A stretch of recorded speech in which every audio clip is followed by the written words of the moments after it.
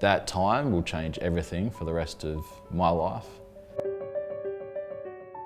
I was in year 12 and I had been at school that day. Because I was in year 12, we finished at lunchtime, so our plan for that afternoon was actually, we're going to go out and play 9 holes of golf. And so everything was excited. Yeah, I got picked up by Christian in his new car, in his Nissan 200 SX, which was a present from Dad, and everyone's like, "Oh wow, mate, this is beautiful." So we're feeling pretty amazing in this new car, going towards where we're going to go play golf. And then all of a sudden it starts pouring down with rain. And so kind of that plan got kind of pushed to the side, and we're like, well, what are we going to do? So we decided to go 10-pin bowling instead. And so we went down to Rockingham. We played our 2 games of 10-pin bowling. I won both games, if anyone wanted to know. But we didn't realise, I guess, at that stage, how our choices and how our decisions would actually have a drastic effect on how our day would end. It was as we finished that second game of 10-pin bowling that Christian looked at his watch and he realised that he was going to be running late for work. Now, Christian was a uni student and he worked at McDonald's part-time. And he was like, "I've got to go right now, I can't be late for work." And so we physically rushed out of the building, we ran across the car park, we jumped into his car and we sped off. And that's where the bad decisions started. From there is that we weren't really going excessively fast, going faster than the speed limit, probably about 20 k's over, so we're going probably 100 in an 80 k zone. We weren't driving to the weather conditions, so it was pouring down with rain, thunder and lightning. We were all thought we were being safe. Laugh and a joke with Adam, Christian and Daniel in the car. We're listening to the radio. I don't have a care in the world. And then all of a sudden 417 happens. That time will change everything for the rest of my life.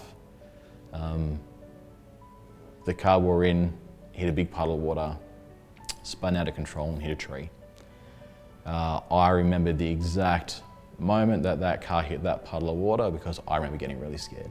Like even right now I can kind of remember that memory right now, and I just remember the fear that came over me, and it was almost like a slow-mo moment where I remember thinking, oh my gosh, this is going to be really bad, and it was. Christian lost complete control of the car, went into a spin and hit a tree, and the car split in half. Christian and Adam, who were sitting in the front half of the car, got ejected out of the car, died on impact. So just like that, 2 friends are gone. Myself and my best friend Daniel were sitting in the back half of the car. Back half of the car went tumbling down into the bushes. I remember everything. Unfortunately, I remember everything. I wasn't knocked out, I wasn't unconscious. I remember the car rolling and rolling and rolling, and then I kind of had my eyes closed at that stage, kind of just waiting for the car to stop, and it did. Where the back end of the car was actually on its right-hand side. I was sitting behind Christian, so I was on the right-hand side there. And the back-hand side was on the side, so I was kind of leaning on my right-hand shoulder.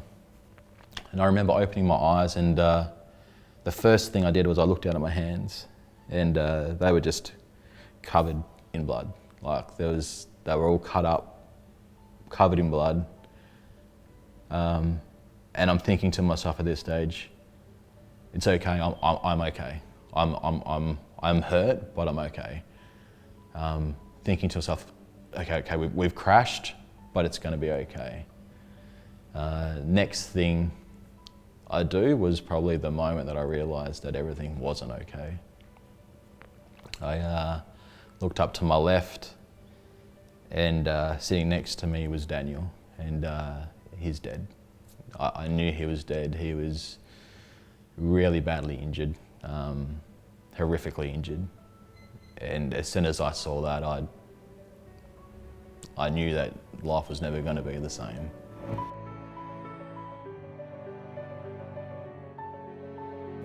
I remember seeing the car. I remember feeling like I was in a cocoon. That's probably the best way to describe it. I just felt like as the car hit the tree and split in half, the back part of the car came across me, trapped me in the car, saved my life. So that was probably one of the reasons why I'm even alive today, was because of that back part of the car coming across me and trapping me. At the same time as saving my life, it actually took both my feet. So my feet actually got amputated in the actual accident itself. So as the car hit the tree, the back panel of the car came across me, trapped me in the car, severed my feet. So my feet actually went with the front half of the car, and my body actually went in the back half of the car. I had no idea that as I was sitting in the back of the car, sitting next to Daniel, my dead best friend, that I had no idea that my feet were actually about 20 metres away from me. Until I kind of woke up in hospital and kind of down the line and realised that everything had changed, and that these feelings that I was feeling, of sensations of being able to wiggle my toes and itches and things like that, they weren't real. They were this sensation called phantom pains and phantom limbs. I felt very guilty for, I would say, 2 to 3 years of just holding this guilt. Survivor's guilt is a real thing. And for me, even those 3 years, it was just getting through each day. And I kind of masked my sadness and my grief with jokes and with, I guess, trying to put on this facade to make other people feel better, like as if faking that I'm okay. But reality is that every single day was a real struggle and was a battle, and that there was constant thoughts in my head of like, it'd just be better off if you were dead. And just fighting that, yeah, just get through this day, just hold on to this day.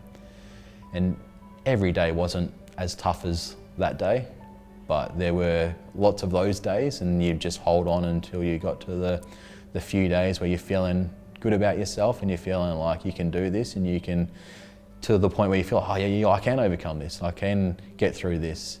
For me, one of the best things that I did was actually going and playing wheelchair basketball.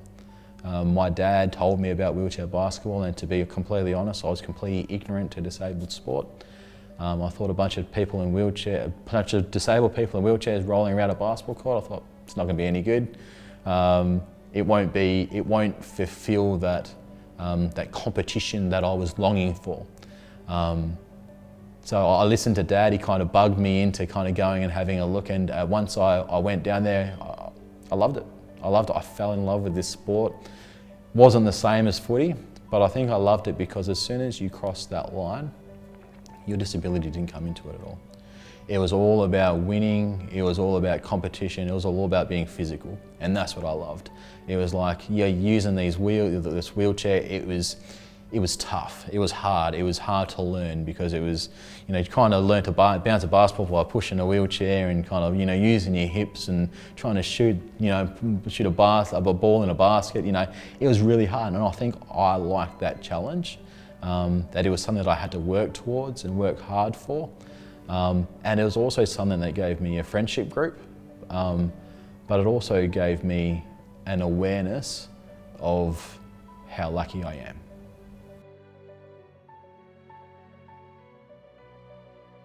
Being asked to come and speak and share my story was probably another really big healing moment for me.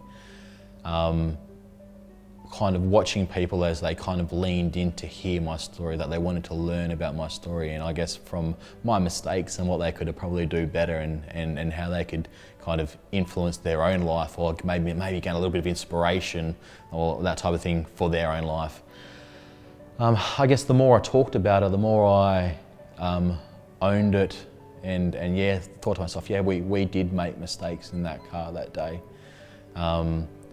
That it made me realise that I was lucky to be alive.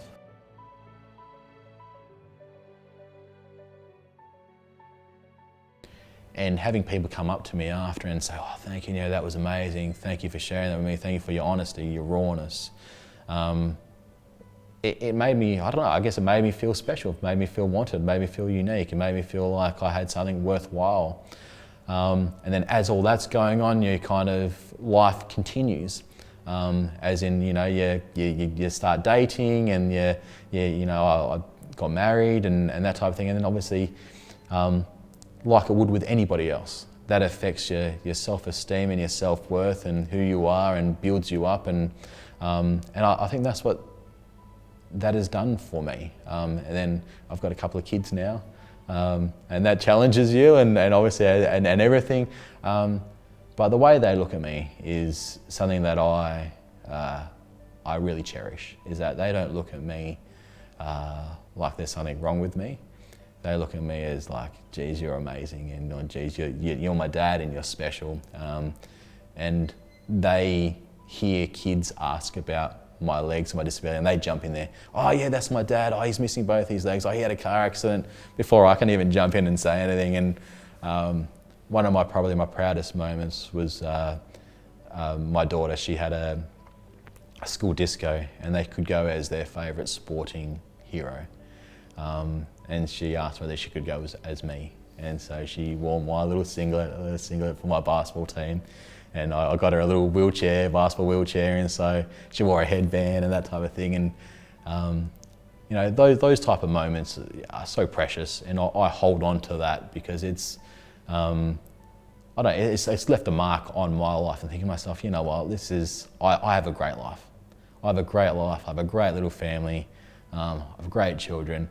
I love that I can come and share my story and speak to people and speak to audiences and things like that. The fact that I was able to share my story with nearly 10,000 kids at the RAC Be Street Smart Arena, like that's those type of moments. I look back and I think, geez, I don't know if I would have had those moments if it wasn't for what I'd been through.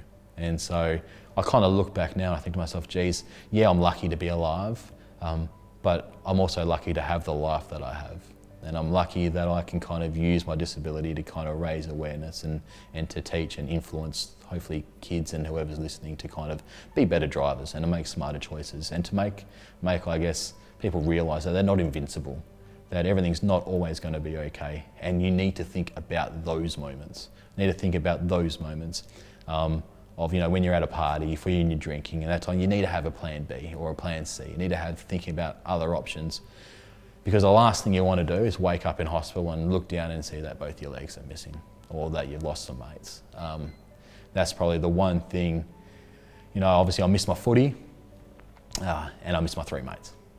Those are the things that probably I hold dearest and hurt me the most, is that I would love to be doing life with my 3 friends, having barbecues with their families, and living life with them alongside me. And I think sometimes we just need to think about those things before we kind of make really, I guess, silly and just non-thought out decisions behind the wheel of a car.